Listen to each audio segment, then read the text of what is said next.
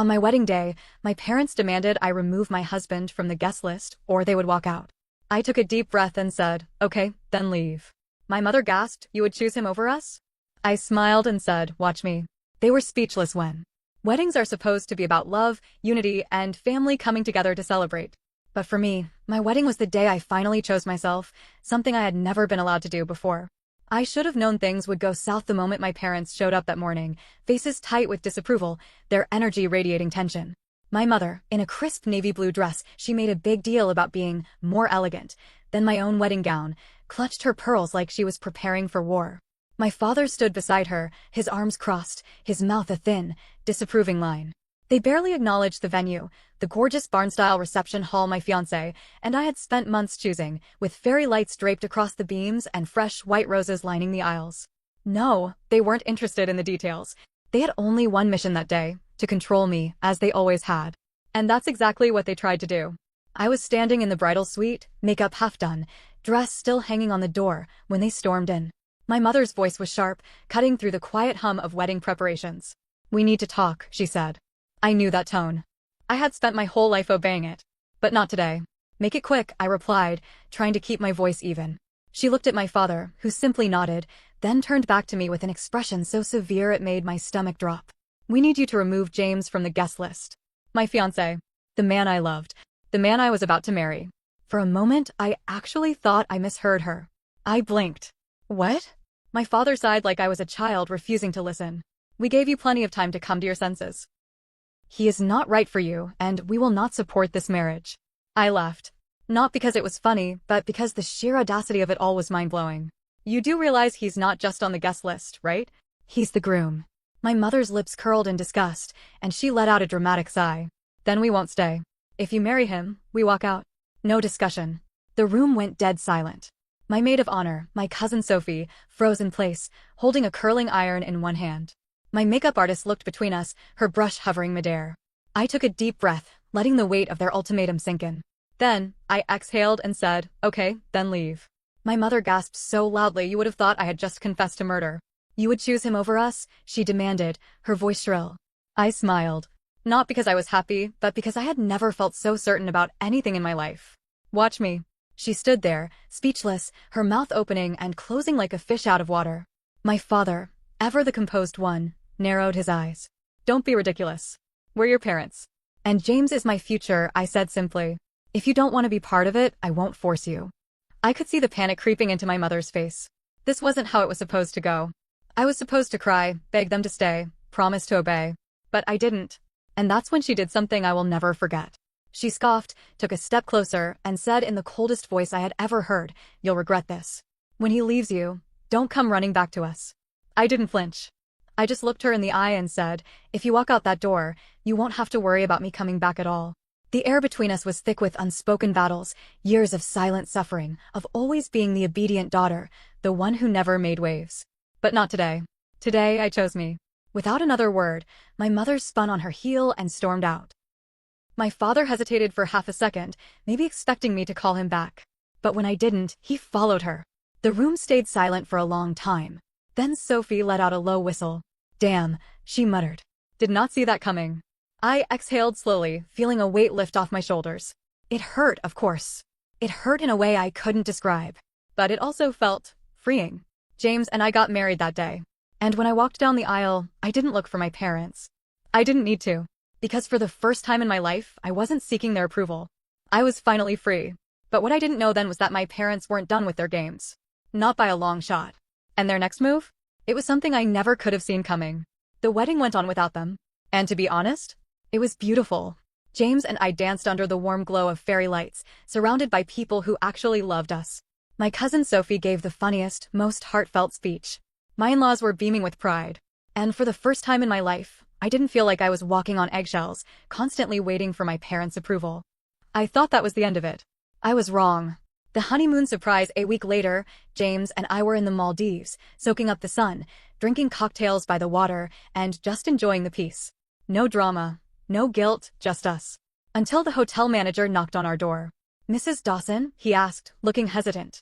I frowned. Yes, we, received a call from your parents earlier today. They said there was an emergency and asked for your room number. I froze. James, lying on the bed with a book, sat up instantly. What? They claimed there was a family crisis and that you needed to call them immediately, the manager explained, shifting uncomfortably. But when we asked for details, they got aggressive. Of course, they did. I forced a smile. Thank you for letting me know. If they call again, please tell them I'm unavailable. The manager nodded and left, but my mood had already soured. James sighed. They just won't stop, will they? They never do, I muttered. But what I didn't know was that this was just the beginning.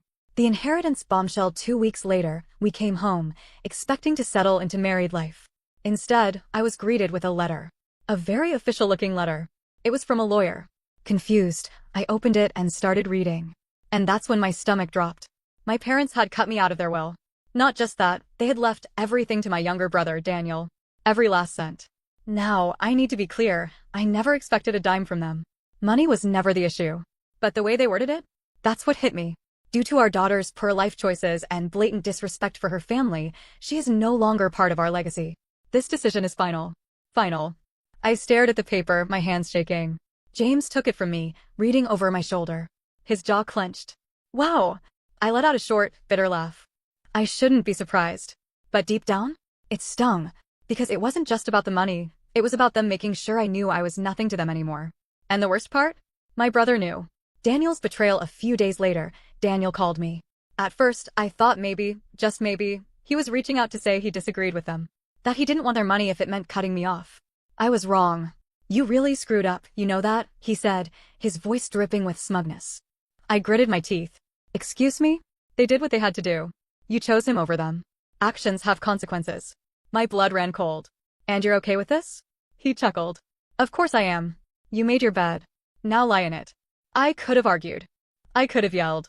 But I didn't. Instead, I just exhaled and said, enjoy the money, Daniel. And then I hung up. The social smear campaign, if they had stopped there, I could have walked away and never looked back. But my mother? She wasn't done yet. A week later, I started getting messages. From old friends. From extended family. Even from distant relatives I hadn't spoken to in years.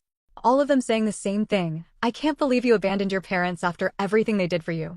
Wow, you didn't even invite them to your own wedding? That's cold. I saw your mother's post. She's heartbroken. How could you? Confused, I checked Facebook. And there it was. A long, dramatic post from my mother, painting herself as the victim.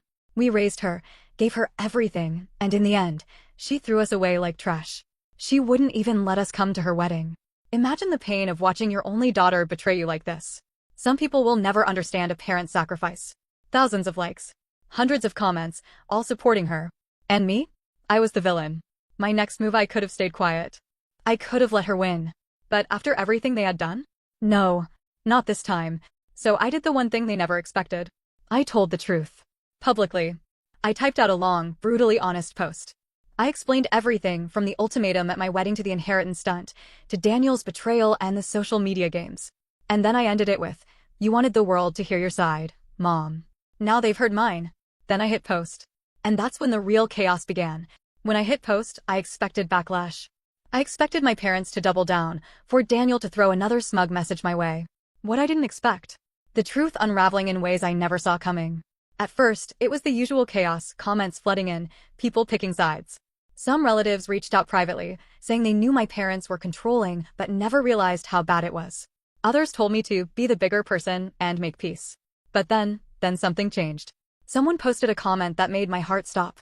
I don't know if you remember me, but I used to work for your dad. You might want to look into where all that inheritance money is actually going. I stared at the screen. James leaned over my shoulder, reading it too. What the hell does that mean? I had no idea. But I was about to find out. The family fortune that never existed, it started with a phone call. I reached out to an old family friend, someone who had known my parents for years but had distanced themselves recently. Let's call him Mr. Carter. When I asked about the inheritance, he hesitated. Then he sighed and said, I don't think there's any money left to give. I froze. What? I've heard rumors, he continued. Your dad made some bad business decisions. Real bad. Lost a lot. But he's too proud to admit it. I felt my stomach twist. So you're telling me they cut me off from an inheritance that doesn't even exist? I can't say for sure, he admitted. But if I were you, I'd start digging. And that's exactly what I did. The debt they tried to hide. James helped me go through public records, business filings, anything we could get our hands on. And what we found? Shocking. My father had taken out multiple loans against their assets. Several of his business ventures had failed. And worst of all, he had been sued, twice, for unpaid debts. The family wealth they flaunted? Gone. I sat there, staring at the proof, my hands trembling. They had cut me off for choosing James over family, but the truth? They needed a scapegoat. If they could make me the villain, they wouldn't have to admit they had lost everything. Daniel's panic call. Not even 24 hours later, my phone rang. Daniel. I debated ignoring it, but something in me wanted to hear what he had to say. The moment I picked up, he snapped. What the hell did you do? I leaned back in my chair. What are you talking about? You put all our family's business out there, he hissed. Mom and Dad are furious. I scoffed. Oh, so now you care about the truth? You don't understand, he shot back. The money. He stopped. And that's when it hit me. He already knew. I went cold. You knew there was no inheritance, didn't you? Silence. Then, quietly, it wasn't supposed to come out like this. I let out a bitter laugh. Of course it wasn't. Turns out, my parents had been feeding him lies too, promising him wealth that no longer existed, keeping him loyal by making him believe I was the only one who needed to be cut off. And now? His golden ticket was gone. My mother's last-ditch effort. After my post went viral, my parents went silent. No more Facebook rants. No public smear campaigns. Just nothing. Until my mother sent me a text. We need to talk. Urgent. I ignored it. An hour later, another message. Please. Just meet me. One time. I showed James. She's up to something. He nodded. Be careful. Against my better judgment, I agreed to meet her, but on my terms. A public place. A small cafe downtown. No way I was stepping into their house. When she walked in, she looked different. Not her usual pristine, put-together self. She looked nervous. She sat down across from me, her hands gripping her purse like it was the only thing keeping her together. I didn't come here to fight, she said. I just want to fix this. I stared at her, waiting. Then she dropped her bombshell. Your father and I need money. I almost choked on my coffee. Excuse me? Her lips pressed together. Things are difficult right now. We thought Daniel could handle things, but he's not ready. And you have a stable life. A good marriage. You could help us. I blinked. They disowned me. Humiliated me. Lied to me. And now they wanted my help? I leaned forward. Let me get this straight. You cut me out of your will. You tried to turn my own family against me. You spread lies about me online. And now, you're asking for my money? She had the audacity to look offended. You owe us that much. After everything we gave you. I let out a slow breath. Then I smiled. And said, watch me walk away. And I did. But this wasn't over. Because what I found out next, it was worse than I ever imagined. I thought that was it. I thought walking out on my mother at the cafe was the final blow. But I was wrong. Because my parents? They weren't just broke. They were drowning in debt. And they had done something unforgivable to try and save themselves. The final betrayal. It started with a phone call from an unknown number. I usually ignore them, but something in my gut told me to answer. Is this Mrs. Dawson? The voice asked. Yes, I said hesitantly. This is Detective Harris with the Financial Crimes Division. We need to speak with you regarding your parents. My blood went cold. James saw my face and immediately walked over. What's wrong? I put the phone on speaker. I'm listening. The detective sighed. I'll be blunt. Your parents have been under investigation for fraud and embezzlement. They took out multiple loans under false pretenses and defaulted on them. And we have reason to believe they attempted to take out a loan under your name. My heart stopped. What? I whispered. We're still gathering evidence, but they used your social security number and personal information to apply for a high-limit loan 6 months ago. It was denied, but the attempt was flagged. James swore under his breath. I gripped the edge of the kitchen counter. You're telling me my own parents tried to steal from me? The detective hesitated. I understand this is a lot to take in. We'd like you to come in to discuss your options. I barely remember the rest of the call. My mind was racing. They tried to take out a loan in my name. They had already lost everything, and they were willing to steal from their own daughter to keep up their facade. I felt sick. The confrontation. I didn't wait. I drove straight to their house. I wasn't going to let them manipulate their way out of this. Not this time. When I arrived, my father answered the door. The moment he saw my face, his expression darkened. We're not doing this here, he said flatly. Oh, we are, I snapped, pushing past him. My mother was in the living room, acting like nothing was wrong. The TV was on, and she was sipping tea like her world wasn't about to collapse. She barely looked at me. I assume you got my messages. I laughed. A bitter, humorless laugh. No, but I did get a call from the police. That got her attention. I watched as the color drained from her face. What? What are you talking about? I turned to my father. They know. About the fraud. About the loans. And they know you tried to steal from me. His nostrils flared, but he didn't deny it. Of course, he didn't. My mother, on the other hand, had the audacity to look offended. We were going to pay it back. My vision blurred with rage. That's your defense. You stole my identity, you lied, and you expect me to believe you would have just given it back. She stood up, smoothing her dress, trying to regain control. You don't understand, no, you don't understand. I roared. You spent my entire life trying to control me. You walked out on my wedding because I didn't obey you. You cut me out of your life just to turn around and steal from me. And for what? To keep up your perfect image? To lie to people a little longer. Silence. Then, my father exhaled sharply and sat down, rubbing his temples. He knew it was over. My mother, though? She couldn't let it go. She scoffed. You're being dramatic. Do you think people don't help their families in hard times? You're being selfish. I gasped at the sheer audacity. Selfish? Are you actually out of your mind? She crossed her arms. If you weren't so stubborn, none of this would have happened. You owe us after everything we did for you. And instead, you run off with that man and abandon us. James, this was never really about money. It was never about family. This was about control.